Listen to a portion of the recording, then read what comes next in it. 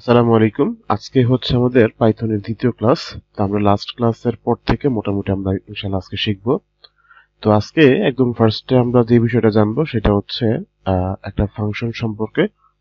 এটা হচ্ছে join function কিংবা লাইব্রেরি ফাংশন বলা চলে আর কি। তাইলে চলেন আমরা এই জায়গায় হচ্ছে কোডটা করতে থাকি। তো জয়েন ফাংশন মূলত আসলে কি? জয়েন ফাংশন হচ্ছে মূলত যে আপনার একাধিক স্ট্রিং এর ভ্যালুকে আপনি এই ভ্যালুগুলির মাঝখানে একটা কোনো কিছু জয়েন করবেন, অ্যাড করবেন, এইটাই। একটা এক্সাম্পল দেখলে আশা করি বুঝতে পারবেন। ও আচ্ছা, ওকে। তো এক্সাম্পল হিসাবে আমি জাস্ট লিখলাম প্রিন্ট। এই প্রিন্টের ভিতরে আমরা কি বলে, হ্যাঁ প্রিন্টের ভিতরে, ওকে, এই প্রিন্টের ভিতরে জাস্ট আমি ডাবল কোটেশন দিলাম। এই ডবল কোটেশন, আচ্ছা ফাইন, ডাবল কোটেশন আপাতত না দিই। জাস্ট এই জায়গাতে আমি ফর এক্সাম্পল লিখলাম যে আবুল, এই হচ্ছে লিখলাম আবুল, এরপর লিখলাম ধরেন বাবুল, বাবুল, এরপর লিখলাম মুখলেস। ওকে, মুখলেস। তো এতটুকুর আউটকাম মূলত আসলে আমাদের কি আসবে বলুন তো? এই যে আবুলের মান প্রিন্ট করছে, বাবুলের মান প্রিন্ট করছে এবং মুখলেসটা প্রিন্ট করছে, তাই না? তো এখন আমি চাচ্ছি যে এই আবুল, বাবুল, মুখলেস, এই তিনটা লেখা, এই যে তিনটা স্ট্রিং আলাদা করে আমরা ইন্ডিকেট করছি, এই তিনটা স্ট্রিং এর মাঝখানে একটা হাইফেন আসবে, ঠিক আছে? মাঝখানে একটা হাইফেন আসবে। তো এই হাইফেনটাকে আমি জয়েন করব। তো এই হাইফেনটাকে জয়েন করতে হলে করণীয় কি? আমি কি জয়েন করব এটা হচ্ছে আমি ফার্স্টে লিখবো আর কি, ঠিক আছে?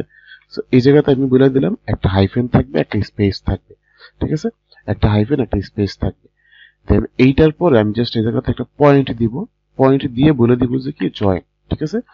এখন এইটাকে আমি জাস্ট জয়েন করব কার সাথে? এটাকে আমি জয়েন করব এইটার সাথে, ঠিক আছে? এই এতটুকুর মধ্যে আমরা জয়েন করব। তো জয়েন করতে হইলে এতটুকু সিলেক্ট করে আমি জাস্ট একটা প্যারেনথেসিস দিয়ে নিলাম, অর্থাৎ ফার্স্ট ব্র্যাকেট। এখন এই আবুল, বাবুল, মুখলেস যে আমার ছিল, এই এক্সাক্ট এতটুকুকে আমি একটা স্কোয়ার ব্র্যাকেট বা থার্ড ব্র্যাকেটের মধ্যে আমি আটকাই দিলাম, বাস কাজ শেষ।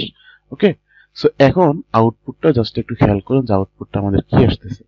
আমাদের আউটপুটটার মধ্যে দেখেন এই আবুলের পরে, এই যে আবুলের পরে কিন্তু একটা হাইফেন অ্যাড করে নিছে, বাবুলের পরে একটা হাইফেন অ্যাড করে নিছে, মুখলেসের পরে কিন্তু নেয় নাই। কেন নেয় নাই? কারণ এই সেপারেশনটা মানে ঠিক ওই জায়গাতেই দেখেন, এবার যে জায়গাতে কমা ছিল একমাত্র ওই জায়গাগুলিতে কিন্তু আমাদের অ্যাড করছে, ঠিক আছে? যে জায়গায় একমাত্র কমাগুলি ছিল। সো আমি যদি এই জায়গাতে যদি লাস্টে একটা যদি হচ্ছে কমা দিতাম, তাইলে দেখেন এবার আউটপুটটা আমাদের কি আসে, দেখছেন? তাইলে কিন্তু আমাদের আসে নাই। কেন আসে নাই? কারণ এইটার পর আমাদের অন্য কোনো ভেরিয়েবল আর নাই, ঠিক আছে? তো আশা করি এই পর্যন্ত ক্লিয়ার। তো মেইনলি জয়েন ফাংশনটা মূলত জয়েন করাই দেয়, একটা কোনো কিছুকে সে জয়েন করাই দেয়। তার মানে এই যে আমাদের সামনে একটা ড্যাশ ছিল বা হাইফেন ছিল, এটাকে জাস্ট জয়েন করাই দিছে এই জায়গায় প্রত্যেকটি স্ট্রিং এর মাঝখানে। এখন চলেন যে আমি একটু এটাকে উল্টা করি, ঠিক আছে? আমি একটু উল্টা করি এটাকে। আচ্ছা ফাইন। তো আমরা যে টপিকটা শিখতেছি এই টপিকের তো একটা নাম দেওয়া দরকার, তাই না? তো আমরা এই টপিকের নাম কি বলেন তো? এটা হচ্ছে আমাদের জয়েন ফাংশন ছিল। তো এখন আমি যদি জয়েন ফাংশন যদি রাখি, দেখেন এবার, তো আমি যদি একটু ইকুয়াল দিই তাহলে কিন্তু আমাদের একটা বিশাল একটা এরর দেখাই দিছে যে এই জায়গাটা জয়েন নামে কোনো কিছু নাই। তো এইটাকে আমার কমেন্ট করে রাখা লাগবে। তো আমরা কিভাবে কমেন্ট করতে পারি বলেন তো? তো আমরা যদি সিঙ্গেল লাইন কমেন্ট করি তাহলে আমি অবশ্যই একটা হ্যাশ দিব, ঠিক আছে? সিঙ্গেল লাইন যদি হচ্ছে আমরা কমেন্ট করি তাহলে আমরা কি করব? এই জায়গায় জাস্ট একটা হ্যাশ দিব আর কি, বাস আমার কাজ শেষ। এই যে হ্যাশটা দিলে এখন এটা একটা কমেন্ট থাকবে, অর্থাৎ এইটা কোডের মধ্যে আমাদের আসবে না। এখন আপনি যদি ডবল লাইন কমেন্ট করেন, ধরেন যে আমি একটা হ্যাশ জয়েন দিলাম, একটা স্প্লিট দিলাম, ঠিক আছে? এখন আপনি চাইলে ডবল লাইন কমেন্ট যদি করেন তাহলে আপনি ডবল লাইন এরকম হ্যাশ দিতে পারেন, ফাইন, ঠিক আছে? এখন আপনার ইচ্ছা হইলো যে ভাই আমি তো মানে 5 লাইন 7 লাইনের একটা কমেন্ট দেবো, এখন আমি কি প্রত্যেক লাইনে লাইনে হ্যাশ দিব? ওকে, সো মাল্টিপল লাইনের যদি হচ্ছে আপনি করতে যান, যদি আপনি মাল্টিপল লাইনের কি বলে এটাকে, মাল্টিপল লাইন যদি হচ্ছে আপনি কমেন্ট করতে চান, তাহলে আপনি শুরুতে এবং শেষে যে জায়গা থেকে শুরু করবেন এবং যে জায়গায় শেষ করবেন, এই শুরু এবং শেষে আপনি তিনটা ডাবল ইনভার্টেড কমা দিবেন, ঠিক আছে? তো এই তিনটা ডাবল ইনভার্টেড কমা আপনি একবারে দেওয়ার জন্য জাস্ট সিলেক্ট করে দিবেন, তাহলে ফার্স্টেও আসবে লাস্টেও আসবে। বাস এতটুকু দিলে দেখবেন যে কি এটা শুরুতে এবং লাস্টে সে খুবই চমৎকার ভাবে মানে কমেন্ট হয়ে যাবে। আচ্ছা আমি একটু সাজাই নিই, বাস এরকম করে লিখলে আরো সুন্দর লাগে, ঠিক আছে? এখন আপনি মাঝখানে 1000 লাইন লিখেন, কোনো সমস্যা নাই, ঠিক আছে? এটা আপনার কোডে আসবে না, এটা একটা কমেন্ট আকারে চলে আসলো। তো আশা করি কমেন্টটা নিয়ে মোটামুটি আপনারা ক্লিয়ার, ঠিক আছে? সো এটা নিয়ে প্রবলেম হওয়ার কোনো কথা না। আচ্ছা আমি সিঙ্গেল লাইন যদিও করবো, সিঙ্গেল লাইন এরকমটা রাখলাম। ওকে, আচ্ছা না এরকমটা সিঙ্গেল লাইন বৃষ্টি লাগতেছে, এর চেয়ে বেটার হচ্ছে আমি এই জায়গাতে একটা হ্যাশ সাইন দিয়ে রাখি, ব্যাস। ওকে, সো এইবার মোটামুটি আমরা মানে কি বলে জয়েন্ট ফাংশনটা সম্পর্কে জানলাম। দেখেন এবার আমরা আসেন যে আমরা একটু এর পরের লাইনে এক কাজ করি, স্প্লিট আসলে করি। পরের লাইনে আমি একটু স্প্লিট করি। সো স্প্লিটের ক্ষেত্রে জাস্ট ধরেন আমি আরেকটা লাইন করি। আচ্ছা, প্রথম লাইনটা আমি একটু না কাটি, তাইলে আপনাকে মানে বুঝাইতে সুবিধা হবে আর কি। ওকে, এটা আমি আরেকটু বড় করে দিই বোঝার সুবিধার্থে, অথবা আরো ইজি হবে আপনাদের বুঝতে। ওকে, সো এই জায়গাতে জাস্ট খেয়াল করেন যে কি বলে আমি ধরেন প্রিন্ট করব আর কি। So, আমি জাস্ট কি প্রিন্ট করব, say for example A E I O U, ঠিক আছে। এই এ ই আই ও ইউ যদি হচ্ছে আমরা দেই, তাইলে আমাদের কি আসলো, এই যে এ ই আই ও ইউ এই তিনটা মানে কিন্তু আমাদের আলটিমেটলি শো করতেছে, তাই না?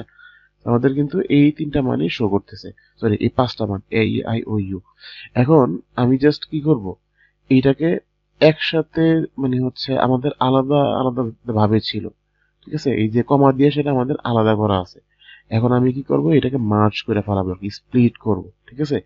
এই যে কমাটা ছিল এই কমাটাকে আমি স্প্লিট করব। তো স্প্লিট করতে হলে আমাদের করণীয় কি, আমাদের করণীয় হচ্ছে জাস্ট বেশি কিছু না, এই যে ডাবল ইনভার্টেড কমা এটার পর আমি একটা ডট দিব, স্প্লিট লিখবো। স্প্লিট লিখে এই জায়গাতে আমি হচ্ছে কি বলে ফার্স্ট প্যারেনথেসিস দিব। আচ্ছা, আপনারা মনে হয় ইতিমধ্যে বুঝে গেছেন যে একটা ফাংশন বা একটা লাইব্রেরি কিভাবে কল করতে হয়। জাস্ট একটা ডট দিতে হয়, ডট দিয়ে এসে আপনি ওই ফাংশনটার নাম লিখবেন, দেন আপনি এই প্যারেনথেসিস বা ফার্স্ট ব্র্যাকেটের ভিতরে মানে হচ্ছে কিছু একটা দেওয়ার থাকলে দিবেন, না দেওয়ার থাকলে তো নাই।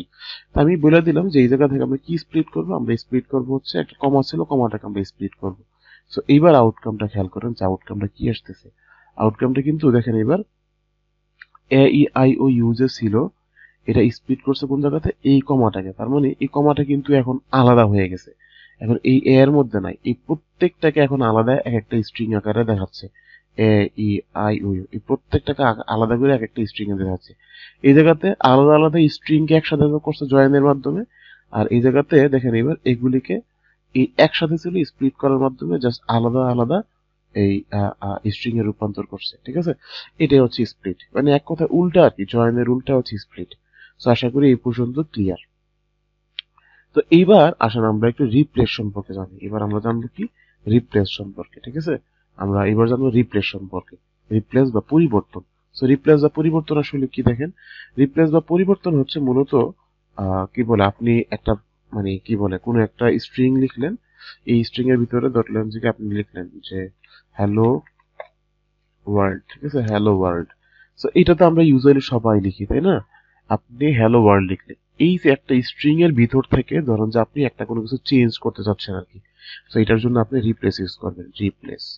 এটার জন্য আপনি কি ইউজ করবেন, রিপ্লেস ইউজ করবেন। ওকে, তো আমরা এটার জন্য রিপ্লেস ইউজ করলাম, এই হচ্ছে রিপ্লেস। এখন রিপ্লেসের মধ্যে আপনি কি করবেন, রিপ্লেসের মধ্যে আপনি অবশ্যই যেটা কাজ, যেহেতু এটা একটা ফাংশন, তার মানে ভিতরে আপনি একটা ফার্স্ট ব্র্যাকেট দিবেন। এখন আমি বলে দিব কোনটা চেঞ্জ করব, আমি চেঞ্জ করব ওয়ার্ল্ড কে, ঠিক আছে। আমি ওয়ার্ল্ড চেঞ্জ করব, চেঞ্জ করে কিসে রূপান্তর করব, একটা কমা দিব, ডাবল ইনভার্টেড কমার ভিতরে বলে দিব যে আমি হ্যালো বাংলাদেশ লিখবো, ঠিক আছে, হ্যালো বাংলাদেশ লিখবো, ব্যাস। এবার আউটকামটা খেয়াল করুন যে ওয়ার্ল্ডটা চেঞ্জ হয়ে গেছে, এই ওয়ার্ল্ডের পরিবর্তে এইটার পরিবর্তে জাস্ট বাংলাদেশ লেখাটা চলে আসছে, তার মানে হ্যালো বাংলাদেশ। তো আশা করি এই পর্যন্ত ক্লিয়ার। ওকে, আচ্ছা। তো রিপ্লেস ফাংশন সম্পর্কে আর কোনো প্রশ্ন থাকার কথা না, এরপরে থাকলে অবশ্যই কমেন্টে জানিয়ে দিবেন। আর হ্যাঁ, আপনারা এই ভিডিওটা দেখতে দেখতে যদি আপনার মনে হয় যে আপনার একটু উপকার হচ্ছে, অবশ্যই ভিডিওটাতে লাইক দিবেন, কমেন্ট করে আপনার মতামত জানাবেন, সাজেশন থাকলে তো অবশ্যই, এবং আপনার পরিচিত শুভাকাঙ্ক্ষী বন্ধু বান্ধবদেরকে অবশ্যই আপনারা শেয়ার করবেন। আসলে আপনাদের লাইক কমেন্ট শেয়ার গুলি আমাদেরকে অনেক মোটিভেট করে আরো ভিডিও বানাইতে। আচ্ছা, যাই হোক, আমরা আসলে মেইন টপিকে চলে আসি। এই জায়গাতে আমাদের কি ছিল, স্টার্স, ঠিক আছে। আরেকটা ফাংশন হচ্ছে কি stars with. Okay, so stars with দিয়ে আসলে আমরা কি করব, তো এই জায়গায় দেখেন এবার আমি প্রিন্ট লিখলাম, এই প্রিন্টের ভিতরে বলে দিলাম যে this is my country, this is my country না বলি, বা this is Bangladesh. Okay, this is Bangladesh. Okay, so এই যে দিস ইজ বাংলাদেশ যে আছে, এখন আপনি একটা স্ট্রিং এর মধ্যে স্ট্রিংটা কি আপনার হচ্ছে দিস দিয়ে শুরু হয়েছে, এটা আমি চেক করতে পারি। এটা আমি কিভাবে চেক করব, এটা আমি চেক করতে পারি হচ্ছে এই স্টার্স উইথ, স্টার্টস উইথ এই ফাংশনের মাধ্যমে। তো এই ফাংশনের ভিতরে আমি জাস্ট বলে দিলাম যে এটা কি দিস দিয়ে শুরু হয়েছে কিনা। যেহেতু স্ট্রিং তার মানে আমি অবশ্যই ডবল ইনভার্টেড কমাটা দিব। এখন দেখে নিব যে এটা দিস দিয়ে শুরু হয়েছে কিনা। আমরা দেখছি ইয়েস ট্রু, তার মানে এটা দিস দিয়ে শুরু হয়েছে। এখন দিসের জায়গাতে আপনি যদি লিখতেন যে না দ্যাট দিয়ে শুরু হয়েছে কিনা চেক করে দেখবেন এটা ফলস আসবে, কারণ এই লাইনটা মানে হচ্ছে এটা দিয়ে শুরু হয়নি, ঠিক আছে, অর্থাৎ দ্যাট দিয়ে শুরু হয়নি, দিস দিয়ে শুরু হয়েছে। একইভাবে যদি আমরা এন্ডস উইথ এর কথা চিন্তা করি, ঠিক আছে, আরেকটা ফাংশন হচ্ছে আমাদের এন্ডস উইথ। এই এন্ডস উইথ তার মানে এটা কি দিয়ে আসলে শেষ হয়েছে, ঠিক আছে, কি দিয়ে এন্ড হয়েছে, এটা হচ্ছে কি বাংলাদেশ দিয়ে শেষ হয়েছে, তাই না? বাংলাদেশ দিয়ে শেষ হয়েছে কিনা আমরা চেক করব। তো এই যে একটা লাইন মানে বাংলাদেশ দিয়ে শেষ হয়েছে কিনা এটা যদি চেক করি, এই ফাংশনটা আমরা ইউজ করলাম। সো আমাদের বাংলাদেশ দিয়ে যেহেতু শেষ হয়েছে তার মানে এটা ট্রু। যদি আমি এই জায়গায় বলতাম যে না এটা বিডি দিয়ে শেষ হয়েছে কিনা, তাহলে কিন্তু ফলস আসতো, কারণ বাংলাদেশ আর বিডি কিন্তু সেম বিষয় না। ওকে, তো আশা করি এই পর্যন্ত বুঝতে পারছেন। এইবার আসেন আমরা আরেকটা ফাংশন সম্পর্কে জানি যে আমরা কিভাবে আপার কেস কিংবা লয়ার কেসে রূপান্তর করতে পারি। এই যে দিস ইজ বাংলাদেশ আছে, হ্যাঁ, এই জায়গায় ধরেন যাবি THIS দিস ইজ বাংলাদেশ। এই জায়গায় বেশ অনেকগুলা স্মল লেটার আছে, অনেকগুলা ব্লক লেটার বা ক্যাপিটাল লেটার আছে। তো এখন আমরা যে কাজটা করব যে এই সবগুলিকে আপার কেসে রূপান্তর করে দেব।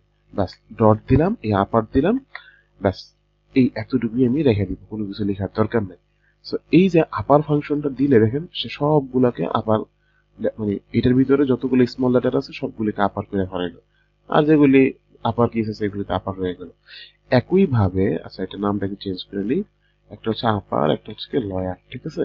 একইভাবে এই আপারের পরিবর্তে যদি হচ্ছে আপনি লয়ার দিতেন তাহলে কি আসতো, আশা করি বুঝে গেছেন ইতিমধ্যে। এই সবগুলো তাহলে লয়ার হয়ে গেছে। একটাও ক্যাপিটাল লেটার কিন্তু ক্যাপিটাল নাই, সবগুলো আমাদের লয়ার কেস বা স্মল লেটার হয়ে গেছে।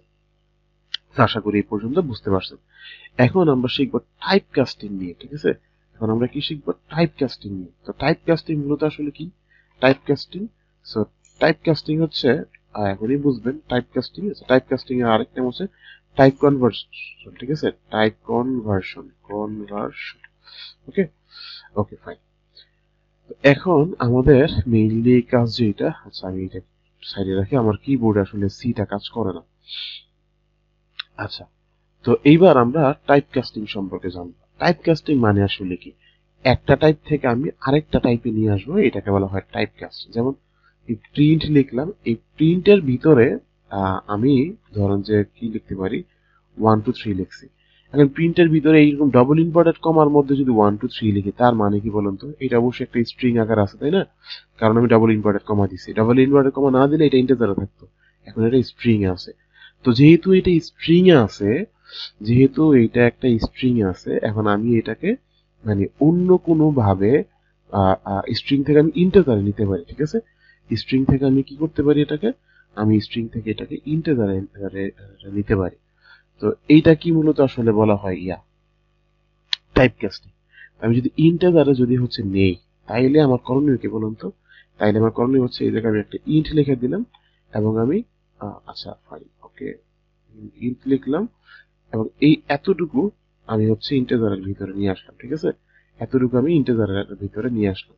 তাহলে কি হইলো, তাইলে এই স্ট্রিং টাইপটাকে ইন্টিজারে এখন হচ্ছে সে নিয়ে আসবে, ঠিক আছে, এই স্ট্রিং টাইপটাকে ইন্টিজারে হচ্ছে নিয়ে আসবে। আচ্ছা ওকে, তো জাস্ট এই বিষয়টা হচ্ছে এটাকে আমাদেরকে টাইপ কাস্টিং। এখন কিন্তু আপনি এটাকে যোগ বিয়োগ গুণ বা কোনো কিছুর সাথে করতে পারবেন। একইভাবে খেয়াল করেন যে আচ্ছা একইভাবে আপনি খেয়াল করুন যে আমি একটা ফ্র্যাকশনাল ভ্যালু দিই 5 দিই, হ্যাঁ, ফার্স্টে 1 2 3.52 রাখি। তো এইবার দেখেন একটা আমাদের একটা মানে হচ্ছে কি চলে আসছে যে 1 2 3.52, তার মানে এই যে ইন্টিজার ভ্যালুটা ছিল, হ্যাঁ সরি এই জায়গায় যে ফ্লোটিং ভ্যালুটা ছিল অর্থাৎ ভগ্নাংশ যে একটা ছিল, এই ভগ্নাংশটাকে সে ইন্টিজারে করছে, তার মানে ইন্টিজার পার্টটাকেই নিয়ে আসছে। এখন জাস্ট একটু ভাবেন, এটা যদি একটা স্ট্রিং হইতো, যদি এটা একটা স্ট্রিং হইতো, স্ট্রিং থেকে আমরা ইন্টিজার করতে পারি? স্ট্রিং থেকে কিন্তু আমরা ইন্টিজার করতে পারি না। এই জায়গাতে একটা মানে মানে কি বলে এরর দেখা ফেলাইছে। কেন করতে পারি না? কারণ স্ট্রিং থেকে আমি ইন্টিজার করতে পারি যদি এটাকে নিউমেরিক মানে ভ্যালু হয় আর কি, অর্থাৎ একটা সংখ্যা থাকে। আর এবিসিডি থাকে, এবিসিডি এক্স ওয়াই জেড এগুলি থাকলে তো লাভ নাই, তাই না? সংখ্যা থাকলে তো আমরা এটা মানে স্ট্রিং থেকে ইন্টিজার করতে পারি, কিন্তু ফ্লোটিং নাম্বারকে আমি মানে যদি ইন্টিজার করতে চাই তাইলে আমার করণীয় কি? তাইলে আমার করণীয় হচ্ছে ফার্স্টে আমি এটাকে স্ট্রিং করব, সরি এই স্ট্রিংটাকে ফার্স্টে আমি ইন্টিজার করব বা ইন্টিজার করব, সরি ফ্লট করব। এই ফ্লট করার পরে তারপর আমি হচ্ছে এটাকে ইন্টিজার করব। তাহলে ফ্লট আমরা কেমনে করতে পারি বলুন তো? আমরা এটাকে ফ্লট করতে পারি এইভাবে আসলে আমরা ফ্লট করতে পারি। তো এরকম করে যদি হচ্ছে আমরা ফ্লট করি, ফ্লটিং নাম্বারটা ফ্লট হইলো, তাহলে এখন আমি এটাকে ইন্টিজার করতে পারি। আমি এটাকে যদি ইন্টিজার করি, আমার বারবার প্রিন্ট লেখা লাগতেছে না। সো এই ইন্টিজারের ভিতরে আমি বলে দিলাম কি যে 123.52, বাস এতটুকু যদি হচ্ছে আমি লিখি, তাহলে খেয়াল করবেন কি যে এই জায়গাতে এইটা আমাদের হচ্ছে ইন্টিজার হইলো। ইন্টিজার হওয়ার পরে এই জায়গা থেকে আমাদের নাম্বারটা নিয়ে আসছে 123। ক্লিয়ার? সো আশা করি এই পর্যন্ত মোটামুটি ক্লিয়ার হয়েছে। তো এই হচ্ছে কি আমাদের মেইন বিষয়। আবার একইভাবে আপনার একইভাবে দেখেন, এবার এই জায়গাতে আমি যদি ফ্লট রাখতাম, ফ্লট যদি হচ্ছে রাখতাম, তাহলে কি আসতো? তাহলে কিন্তু সে আমাদেরকে ফ্লট ভ্যালুটাই দেখাইতো। এখন ধরেন আমি একটা ইন্টিজার নাম্বারকে আমি ফ্লট রাখলাম, সে ফর এক্সাম্পল, আচ্ছা এটাকে এটা দিই, তো একটা ইন্টিজার নাম্বারকে আমি ফ্লট রাখলাম, তাহলে কিন্তু সে ভগ্নাংশটা দেখাচ্ছে, দশমিকের পর একটা শূন্য দিয়ে হলো সে ফ্লটিং নাম্বারটা সে ক্যারি করতেছে। তা আশা করি এই পর্যন্ত ক্লিয়ার। তার মানে শুরুতে আপনি স্ট্রিং হোক বা যাই হোক না কেন, আপনি মোটামুটি এইভাবে কিন্তু ডিক্লেয়ার করতে পারেন স্ট্রিং ফ্লট, হ্যাঁ স্ট্রিং ফ্লট ইন্টিজার। তো স্ট্রিং হলে str লিখবেন, ব্যাস কাজ শেষ। আচ্ছা দেখেন আমি আরেকটা লাইন লিখি যে প্রিন্ট, এই প্রিন্টের পর আমি জাস্ট লিখলাম যে এ, ওকে এ। এখন আমরা কিন্তু অলরেডি জানি যদি একাধিক স্ট্রিং আলাদা করে সেপারেটেড থাকে, দেন আমরা সেই ক্ষেত্রে এগুলিকে একসাথে করার জন্য প্লাস সাইন দিব, ঠিক আছে? সো এই এর পর আমি একটা ইকুয়াল দিলাম, স্পেস দিলাম, দেন আমি এই জায়গাতে একটা প্লাস দিলাম, ঠিক আছে? প্লাস দিলাম, প্লাস দিয়ে একটা স্ট্রিং রাখলাম। এই স্ট্রিং এর ভিতর থেকে আমি কি বলে, আচ্ছা 10.5, ঠিক আছে? 10.5, এই 10.5, ঠিক আছে? সো এইটাকে আমি স্ট্রিং ক্যান বানালাম, ইন্টিজারটাকে আমি স্ট্রিং ক্যান বানাইলাম, কারণ এইটা একটা মানে হচ্ছে স্ট্রিং আছে, সো স্ট্রিং এর সাথে আমি স্ট্রিং ম্যাচ করতেছি আর কি, প্লাস, ঠিক আছে? এর মান হচ্ছে লাগে আমাদের এইটা। দেন আমি প্লাস দিলাম, প্লাস দিয়ে সেটাকে হচ্ছে বি বানাইলাম, বি এর পরে ইকুয়াল দিলাম, একটা স্পেস দিলাম, আমি আবার প্লাস দিলাম, এন্ড আমি স্ট্রিং রাখলাম। এই স্ট্রিং এর ভিতরে আমি দিয়ে দিলাম কি যে 6.45 বা 43। ওকে, সো এবার আমরা যদি রান করি তাহলে খেয়াল করবেন যে এ এর পরে এই মানটা শো করছে এবং বি এর পরে এই মানটা শো করছে, কিন্তু এই এ আর বি এর পরে যে একটা স্পেস থাকা দরকার ছিল, এই স্পেসটা কিন্তু আসে নাই, ঠিক আছে? সো স্পেসটা কেন আসে নাই? স্পেসটা আপনি দুইভাবে করতে পারেন। সো এই জায়গাতে বি এর আগে যদি আপনি একটা স্পেস দেন, বি এর আগে যদি আপনি একটা স্পেস দেন, তাহলে কিন্তু সে বি এর আগে একটা স্পেস নিল। আর আপনার যদি মনে হয় যে আপনি বি এর আগে স্পেস দিবেন না, ফাইন, আপনি এই জায়গাতে আরেকটা ডাবল ইনভার্টেড কমা রাখেন, ঠিক আছে? রেখে একটা প্লাস দিয়ে দেন এবং এইটার ভিতরে আপনি একটা স্পেস রাখেন, বাস কাজ শেষ। এবার আশা করি আপনি এই জায়গায় একটা স্পেস পেয়ে গেলেন, ঠিক আছে? সো এই তো মোটামুটি এই ছিল আমাদের টাইপ কাস্টিং নিয়ে আসলে ব্যাপার স্যাপার। এইবার আসেন আমরা একটা গুরুত্বপূর্ণ টপিকে চলে আসি। গুরুত্বপূর্ণ টপিক আসলে কি, যে আমরা ভেরিয়েবল সম্পর্কে শিখবো, যে কিভাবে ভেরিয়েবল ডিক্লেয়ার করতে হয়, ভেরিয়েবল বা চলক আসলে কিভাবে ডিক্লেয়ার করতে হয়, এটা আমরা জানবো। ভেরিয়েবল বা চলক মানে আসলে কি? আপনারা ছোটবেলায় ম্যাথ করতেন, তাই না? কি বলে যে ধরি এক্স ইকুয়াল এত, ওয়াই ইকুয়াল এত, এই যে এক্স আর ওয়াই যে ধরতেন, এইটার ভিতরে যে কোনো মান যে কোনো সময় আসতে পারে, তাই না? সো যে কোনো মান যে কোনো সময় যেহেতু আসতে পারে, এই জন্য এটাকে বলা হয় ভেরিয়েবল, চলক, যার মানটা চলমান থাকে, পরিবর্তনশীল, এটাকে বলা হয় কি ভেরিয়েবল। সে ফর এক্সাম্পল আপনি এক্স লিখলেন, এই এক্স এর মান হচ্ছে 7, ঠিক আছে? তার মানে 7কে আপনি এক্স এর মধ্যে রাখলেন, এটাকে বলা হয় অ্যাসাইন করা, ঠিক আছে? অ্যাসাইনমেন্ট অপারেটর, এই ইকুয়ালটাকে বলা হয় অ্যাসাইনমেন্ট অপারেটর। সো এই 7কে আপনি এক্স এর মধ্যে রাখলেন। এখন আপনি যদি লেখেন যে প্রিন্ট এক্স, ঠিক আছে? প্রিন্ট এক্স যদি হচ্ছে আপনি লিখেন, তাহলে আপনি আউটকাম কি পাচ্ছেন? আউটকাম পাবেন হচ্ছে আপনি 7। কেন 7 পাবেন? দেখেন এবার এটার ভিতরে যখন আপনি ভেরিয়েবল লিখবেন, ভেরিয়েবল লিখলে কিন্তু আমাদের কিছু লিখতে হয় না, অর্থাৎ ডাবল ইনভার্ট কমা দিতে হয় না, জাস্ট ভেরিয়েবলটা লিখছেন, সে কিন্তু মানটা দেখাই দিচ্ছে। এই এক্স এর মান হচ্ছে 7, ঠিক আছে? এখন দেখেন এবার আমি সেকেন্ড লাইনে, আচ্ছা এই জায়গা থেকে আমরা থার্ড লাইনে আরেকটা প্রিন্ট লিখি। এই হচ্ছে প্রিন্ট লিখলাম, এই জায়গায় আমি লিখলাম কি x+5, ওকে, x+5। এখন বলুন তো সেকেন্ড লাইনের x+5 কত হইব? 12 হবে। কারণ কি, এইটার মান হচ্ছে 7 এবং এই 7 এর সাথে সে 5 যোগ করতেছে, তাই না? তার মানে 7 যোগ 5 কত হয়? 7 যোগ 5 হয় 12। আশা করি ক্লিয়ার। এখন খেয়াল করেন, যদি আমরা এই 7টাকে যদি একটা স্ট্রিং আকারে রাখতাম, তাহলে কি হইতো বলেন তো? তাইলে একটা এরর শো করছে। কেন এরর শো করছে? কারণ দেখেন এবার 7 পর্যন্ত আমাদের ঠিক ছিল, x এর মান 7 পর্যন্ত ঠিক ছিল, সে একটা স্ট্রিং ভ্যালু প্রিন্ট করছে, ইটস ওকে ফাইন। কিন্তু এই জায়গাতে স্ট্রিং এর সাথে তো কোনো ইন্টিজার ভ্যালু যোগ হবে না, তাই না? স্ট্রিং এর সাথে কি কোনো ধরনের ইন্টিজার ভ্যালু যোগ হবে না। এখন আপনি আরেক কাজ করতে পারেন, এইটার মধ্যে আপনি এই ডাবল ইনভার্টেড কমা দিয়ে দিলেন। তাইলে কি হলো দেখেন তো এবার? তাইলে কিন্তু 7 5 চলে আসলো, তাই না? তার মানে এই x এর মান হচ্ছে 7, এটার সাথে 5 স্ট্রিং কে তার মানে পাশাপাশি সে রেখে দিল আর কি। আশা করি বুঝতে পারছেন। এটা আমরা লাস্ট ভিডিওতে আমরা দেখছি যে কনক্যাটিনেশন বলা হয়, কিভাবে সংযুক্ত করতে হয়, অ্যাড করতে হয়। তো আশা করি এই পর্যন্ত ক্লিয়ার। এবার আসুন আমরা ভেরিয়েবলের আরেকটা বিষয় দেখি। তাইলে আশা করি একদম ক্লিয়ার হয়ে যাবেন। ধরেন আমি একটা ইনপুট নিব, হ্যাঁ, ইনপুট নিব। আচ্ছা, এই ভেরিয়েবলে আপনি কি কি বিষয় লিখতে পারবেন আর কি কি বিষয় লিখতে পারবেন না, এটার জন্য আসলে আমরা W3 স্কুলের সাইটটাতে একটু ভিজিট করেছি। আপনি ভেরিয়েবলে কি কি লিখতে পারবেন, কি কি লিখতে পারবেন না। A variable name must start with a letter or the underscore character. তার মানে ভেরিয়েবলটা অবশ্যই শুরু হবে কোন একটা লেটার দিয়ে, এ থেকে জেড পর্যন্ত কোন একটা লেটার দিয়ে শুরু হবে, অথবা এটা আন্ডারস্কোর দিয়ে শুরু হতে পারে, সমস্যা নাই। A variable name can't start with a number. Variable নেমটা কখনো নাম্বার দিয়ে শুরু হবে না, ঠিক আছে? ভেরিয়েবল নেমটা নাম্বার দিয়ে শুরু হওয়া যাবে না।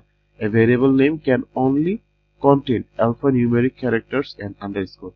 তার মানে এ থেকে জেড পর্যন্ত, 0 থেকে 9 পর্যন্ত এবং আন্ডারস্কোর আপনি ইউজ করতে পারবেন। অর্থাৎ ভেরিয়েবলের ভিতরে অন্য কোনো স্পেশাল ক্যারেক্টার ইউজ করতে পারবেন না, যেমন at the rate of, percentile sign, এরপর হচ্ছে এম্পারসেন্ট বা এন্ড সাইন, কিংবা আদার্স যেগুলো আছে, হ্যাঁ, এগুলো আপনি ইউজ করতে পারবেন না। ভেরিয়েবল নেমস আর কেস সেনসিটিভ, তার মানে ছোট হাতের এইচ আর বড় হাতের এইচ কখনোই এক না, ঠিক আছে? এই যে তিনটা এইচ কিন্তু এক বিষয় না। সো এটা হচ্ছে কেস সেনসিটিভ, তার মানে যখন যেই ভেরিয়েবল লিখবেন সেই ভেরিয়েবল সবসময় ইউজ করা লাগবে। A variable name can not be any kind of Python keyword. So পাইথনের মধ্যে যেই কিওয়ার্ড গুলি আছে এগুলি ভেরিয়েবল নাম হবে না, যেমন ইন্ট, ফ্লোট, স্ট্রিং, এরপরে ইনপুট, এগুলি কখনোই হওয়া যাবে না। এর বাইরে বেশ অনেকগুলা লিস্ট দেওয়া আছে, আপনারা যদি একটু গুগল করেন যে পাইথন কিওয়ার্ড লিখে দেখবেন যে অনেক লিস্ট চলে আসছে, যেটাতে বেশ অনেকগুলো লিস্ট আছে। তো আমরা তো সামনে অনেক লিস্ট শিখতেছি, এই লিস্টগুলি আপনারা ইউজ করতে পারবেন না। তো আশা করি ভেরিয়েবল নাম কিভাবে লিখতে হয় আপনারা বুঝতে পারছেন। যে এই হচ্ছে আমাদের সিম্পটম দেওয়া আছে, যে কোনো একটা স্মল লেটার দিয়ে শুরু হইতে পারে, মাঝখানে আন্ডারস্কোর থাকতে পারে, শুরুতে কিংবা মাঝখানে আন্ডারস্কোর থাকতে পারে, তারপর এরকম ভাবে শুরু হইতে পারে, সব বড় হাজার হইতে পারে, কিংবা কোনো সংখ্যা হইতে পারে লাস্টে, ক্লিয়ার? কিন্তু এরকম ভাবে হইতে পারবে না যে একদম শুরুতে সংখ্যাতে শুরু হয়েছে, এটা ভুল। মাঝখানে একটা হাইফেন দিয়েছেন, এটা ভুল। স্পেস থাকা যাবে না, ঠিক আছে? তো আশা করি আপনারা বুঝতে পারছেন। আচ্ছা, মাল্টি ওয়ার্ডের ভেরিয়েবল যদি হচ্ছে আপনারা করেন, তাইলে এই এরকম ক্যামেল কেস রাখতে পারেন। ক্যামেল কেস মানে কি, যে প্রত্যেকটা ওয়ার্ড যেন আপনারা বুঝতে পারেন। একদম প্রথমটা ছোট হাতের, এই হচ্ছে ওয়ার্ড দ্বারা শুরু হইলো, এরপরের ওয়ার্ডটা বড় হাতের, এরপরেরটা বড় হাতের। সো এটা জাস্ট, এটাকে বলা হয় ক্যামেল কেস। ক্যামেল মানে কি উট, তার মানে উটের মধ্যে উঁচু নিচু আছে, এই জায়গাতে একটা উঁচু নিচু আছে আর কি, ঠিক আছে? আচ্ছা, প্যাসকেল কেস মানে কি, যে প্রত্যেকটা ওয়ার্ড একদম বড় হাতের ওয়ার্ড দিয়ে শুরু করতে পারেন। স্নেক কেস মানে কি, স্নেক কেস মানে হচ্ছে আপনি প্রত্যেকটা ওয়ার্ডের মাঝখানে একটা করে আন্ডারস্কোর ইউজ করতে পারেন। এই তিন ভাবে মূলত আপনি আসলে মাল্টি ওয়ার্ডের ভেরিয়েবলগুলো লিখতে পারেন। এটা একটা সুন্দর ফরম্যাট বটে। ওকে, সো এইবার আসেন, আমরা তো ভেরিয়েবল কিভাবে লিখতে হয়, ডিক্লেয়ার করতে হয় জানি, তাই না? সো এইবার আমরা এই জায়গায় ধরেন যে লিখলাম যে enter your age, enter your age, okay, enter your age. এই পর্যন্ত লেখার মানে আসলে কি বলুন তো? এই জায়গায় কিছু একটা আসবে। আচ্ছা, এই জায়গায় আমাদেরকে ভুল বলে দিছে, তাই না? এই জায়গায় আমাদেরকে কি বলা হয়েছে? ভুল বলে দেওয়া হয়েছে। কেন ভুল বলা হয়েছে? কারণ আমরা আসলে কোনো কিছু ডিক্লেয়ারই করি নাই। ওকে, এই ইকুয়াল দিলাম, ইকুয়াল দিয়ে এবারে বলে দেবো যে এটা ইনপুট, এটা ইনপুট। ওকে, সো এই তো ইনপুট আমরা বলে দিলাম, এবার আশা করি ভুল নাই। সো এটার ভিতরে এতটুকু তো ডাবল ইনভার্টার কমা ছিল, এই জন্য এটা প্রিন্ট হয়েছে। একটা স্পেস দিয়ে আনি, সুন্দর লাগবে আরো। ফাইন, এবার হচ্ছে আমরা দেই এটা। Okay, variable name, okay fine. So এইবার আশা করি আপনারা দেখতে পাচ্ছেন যে আমরা কিছু একটা লিখতে পারি, একসাথে কিছু একটা লিখতে পারি। লেখা যদি আমি যদি এন্টার দিই, তাইলে এটা হচ্ছে নিচে জাস্ট এটি দেখাবে, ঠিক আছে? ওকে, তো এখন আমরা এই জায়গাতে আরেকটা ভেরিয়েবল তো নিলাম। এবার আমি বয়স বের করব, এজ। সো এইজের ভিতরে আমি বলে দিলাম যে এইজের ভিতরে কি হবে, আজকে 2024 সাল থেকে মাইনাস হবে। ওকে, এখন দেখে নিবার এইটার ভিতরে যেই মানটা আসতো ইনপুট, এইটা কি ইন্টিজার হবে নাকি কিসব হবে আমরা তো জানি না, তাই না? এই জন্য এই জায়গাতে আমি ডিক্লেয়ার করে দিব যে ভাই এই জায়গাতে আমি ইন্টিজার মানটাই নিব, বাস। সো এই ইন্টিজার মানটার মধ্যে, তো এটার ভিতরে আমি ইন্টিজার মানটা নিব। তো ইন্টিজার মানটা কই থেকে আসবে, এই ইউজার ইনপুট থেকে আসবে, ঠিক আছে? এই ইন্টিজার মানটা আসবে কই থেকে, এই ইউজার ইনপুটটা থেকে আসবে। আমি বলে দিলাম যে ইউজার ইনপুট, ঠিক আছে, user input underscore user input, বাস। আমি আমি এটাকে বলে দিলাম যে 2024 থেকে এই ইউজার ইনপুটে যে ইনপুটটা নেওয়া হবে ওই ইনপুটটাকে ইন্টিজারে কনভার্ট করবে, দেন 24 থেকে মাইনাস হবে, ঠিক আছে? তো মাইনাস করার পরে কি হবে, তারপর সে মান প্রিন্ট করবে। কি মান প্রিন্ট করবে বলুন তো? তারপর সে মান প্রিন্ট করবে হচ্ছে যে ইউ আর, আর এইটা যন্ত্রণা ভালো লাগলো, ইউ আর। এই ইউ আর এর পরে মানে তার বয়সটা শো করবে। সো আমি জাস্ট এই পর্যন্ত দিয়ে দিলাম। এতটুকু করে আমি আন্ডারস্কোর, যেহেতু একটা স্ট্রিং তার মানে আন্ডারস্কোর তো অবশ্যই থাকবে, একটা প্লাস দিলাম। প্লাস দিয়া এই জায়গাতে আমি বলে দিলাম যে এই জায়গায় বয়সটা আসবে, এবং যেহেতু একটা স্ট্রিং লিখতেছে তার মানে আমি স্ট্রিং এ কনভার্ট করে রাখবো। এবার এই জায়গাতে আমি এইজটা নিব, তার মানে এই যে বয়সটাতে ছিল এইজটাকে আমি নিব। এই এইজ নেওয়া হয়ে গেলে বাস কাজ শেষ। এবার আমি প্লাস দিলাম, ইউ আর এত ইয়ার্স ওল্ড, ঠিক আছে, ইয়ার্স ওল্ড, ফাইন। এইবার হচ্ছে আমরা একটু আউটপুটটা দেখি যে আমরা কি আসে। ধরেন আজকে ফর এক্সাম্পল আমার বার্থডেটা হচ্ছে 1998। আমি যদি এন্টার দিই তাহলে আমাদের কি আসলো, যে ইউ আর 6 ইয়ার্স ওল্ড, তাই না? আমি এই জায়গাতে একটা স্পেস দিই, এই জায়গাতে আমি একটা স্পেস দিই, আরো চমৎকার হবে। এবার দেখতে দেখেন আমি 1998 দিলাম, তার মানে সে 1998 থেকে সে ফার্স্টে এই জায়গা থেকে 1998 ইনপুট নিল, এই ইনপুটটাকে সে ইন্টিজারে রূপান্তর করলো, দেন এই ভ্যালুটাকে ইন্টিজার মানটাকে 2024 থেকে মাইনাস করছে, মাইনাস করে এইজের মধ্যে রাখছে, এই এইজ থেকে সেই জায়গায় বসাই দিছে, প্রিন্ট করছি ইউ আর, এই হচ্ছে ইউ আর। দেন এই এইজটা তো আমাদের ইন্টিজারে ছিল, এটাকে আমি স্ট্রিং এ কনভার্ট করে নিছি, ফাইন। এরপর আমাদের এই ইয়ার্স ওল্ড এটা শো করছে, বাস। আশা করি বুঝতে পারছেন যে কিভাবে ভেরিয়েবলটা মূলত ডিক্লেয়ার করতে হয়। তো আজকের লাস্ট টপিক হচ্ছে আমাদের ইন প্লেস রিপ্লেসমেন্ট, ঠিক আছে, in place replacement, in place replacement, replacement, বাস। এটা হচ্ছে আমাদের আজকের last topic. So in place replacement আসলে কি, দেখেন এই যে প্লাস ইকুয়াল দিলাম আমরা, এই প্লাস ইকুয়াল মানে কি জানেন? হ্যাঁ, ধরেন আমি কি লিখতে পারি, ফর এক্সাম্পল আমি জাস্ট লিখলাম যে এ এর মান হচ্ছে 5, এ এর মান কত, 5। এখন এ এর মান যদি আমরা 5 দিই, এ এর মান আমি দিলাম কত, 5 দিলাম। এই 5 দেওয়ার পরে এই জায়গায় আমি বললাম যে এ প্লাস ইকুয়াল 7, ঠিক আছে, এ প্লাস ইকুয়াল 7। সো এইটার মানে আসলে কি, এইটার মানে হচ্ছে আপনার মূলত এ ইকুয়াল এ প্লাস 7। সো এই যে জাস্ট এটার মানে হচ্ছে কি যে এতটুকু, জাস্ট এতটুকু ইকুয়ালের পরেও থাকবে, ঠিক আছে? তার মানে এটা মানে হচ্ছে এ ইকুয়াল এ প্লাস 7। দেখেন কি হবে, আমি যদি প্রিন্ট লিখি, যে প্রিন্ট লিখলাম যে প্রিন্ট এ, আমি জাস্ট প্রিন্ট এ লিখলাম আর কি। সো এবার আউটকামটা দেখেন যে 12 আসবে, দেখছেন, আউটকাম 12 আসছে, কারণ এর মান 5 ছিল। এই জায়গাটা বলে দিচ্ছি কি যে এ প্লাস 7, তার মানে 5 প্লাস 7 অর্থাৎ 5 এর সাথে 12 হয়, বাস। আশা করি বুঝতে পারছেন। এখন এই জায়গাতে যদি বিয়োগ থাকতো তাহলে এই জায়গাতে বিয়োগের কাজ হইতো, তার মানে এ থেকে 7 বাদ যেত, গুণ থাকলে গুণ, ভাগ থাকলে ভাগ। এটাই হচ্ছে আমাদের মূলত ইনপ্লেসমেন্ট বা হচ্ছে ইনপ্লেস অপারেটর, ওকে, বা ইনপ্লেস রিপ্লেসমেন্ট। সো দ্যাটস ইট, আজকের মতো এই পর্যন্তই। দেখা হচ্ছে পরবর্তী পর্বে। সে পর্যন্ত ভালো থাকুন, সুস্থ থাকুন, এই কেমন বিদায় নিচ্ছি। আসসালামু আলাইকুম।